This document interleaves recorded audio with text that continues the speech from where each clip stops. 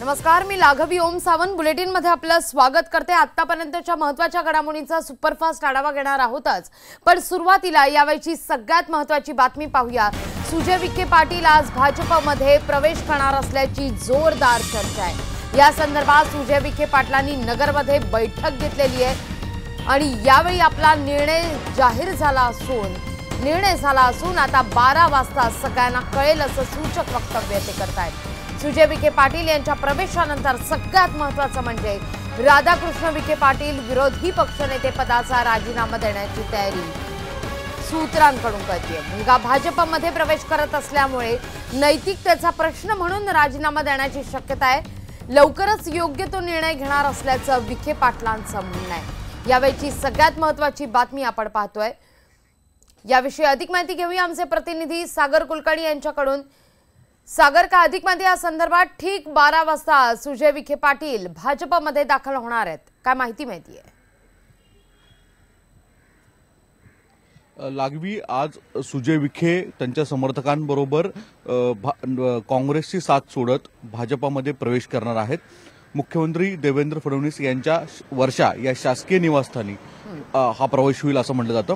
सगळ्यात महत्त्वाची गोष्ट म्हणजे नगर आणि त्याच्या आसपासच्या परिसरामध्ये अशी एक मुद्दाहून चर्चा व्हायरल सुरू झालेली आहे की काँग्रेसकडून विखेंचं मनवळणी केली गेलेली आहे आणि सुजयला पुढच्या काळामध्ये राज्यसभा दिली जाईल। पण वास्तविकतेत या संदर्भात सुजय विखे यांना विचारलं असता त्यांनी स्पष्ट सांगितलेलं आहे की माझा निर्णय झालेला आहे आणि मी आज दुपारी भाजपमध्ये प्रवेश होणार आहे।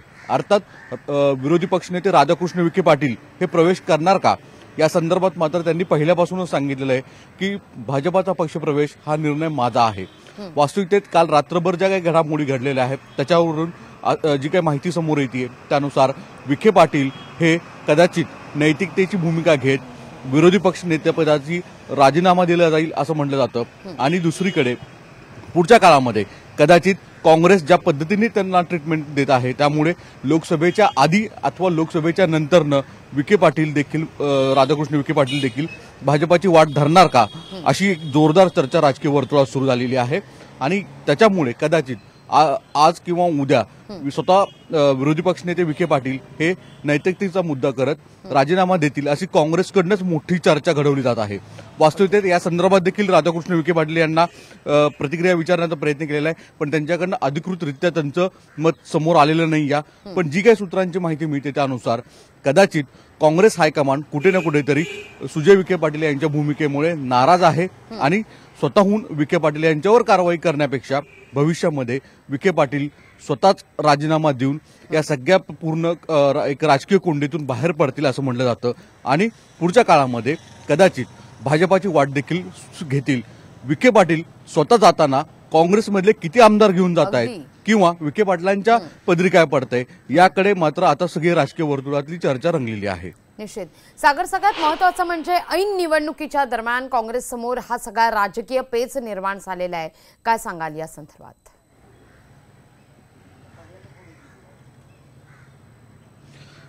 गेले काही दिवस जर पाहिलं तर काँग्रेस राष्ट्रवादी काँग्रेसची चर्चा सुरू आहे। आघाडीचा तिढा आजही स्पष्ट झालेला नाही। शेतकरी स्वाभिमानी संघटना राजू शेट्टी यांनी देखील 2 दिवसाचा अल्टिमेटम दिलेला आहे। आज संध्याकाळी हे अल्टिमेटम संपतंय। काँग्रेसकडनं शेट्टींच्या पदरी काय पडलेलं आहे, राष्ट्रवादीकडनं काय देण्यात आलेलं आहे हे स्पष्ट नाही। जर ते स्पष्ट झालं नाही तर सरळ आहे राजू शेट्टी स्वतःची वेगळी चूल मांडतील की काय। दुसरीकडे जर पाहिलं तर सप आणि बसप यांचं देखील चित्र तितकंसं स्पष्ट झालेलं नाही। यापूर्वीच वंचित बहुजन आघाडीने देखील वेगळी चूल मांडलेली आहे। त्यामुळे काँग्रेस राष्ट्रवादी काँग्रेसच्या अंतर्गत फक्त नगरच नाही तर अन्य जागांवर देखील कुरबुरी सुरू आहे। सांगली लोकसभा मतदारसंघ जो वसंतदादांचा बालेकिल्ला मानला जातो ते देखील राष्ट्रवादी घेऊ पाहतीये।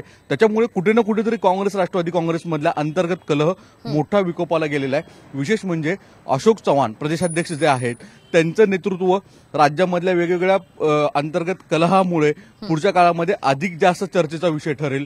दुसरी गोष्ट, काँग्रेसला जर जितकं म्हणावं तितकं जर यश पदरी नाही पडलं तर कदाचित काँग्रेसला सुद्धा मोठा धक्का मानला जाईल। आणि सगळ्यात महत्त्वाची गोष्ट म्हणजे या दरम्यान जर राज्याचा विरोधी पक्ष नेता जर भाजपमध्ये जात असेल तर मात्र एक राजकीय वर्तुळात मोठी खळबळ माजेल आणि नाही म्हटलं तर काँग्रेससाठी मोठा सेटबॅक असेल असं म्हटलं जातं. निश्चित सागर, धन्यवाद. तुम्ही दिलेल्या एकूणाच्या सविस्तर माहिती करता.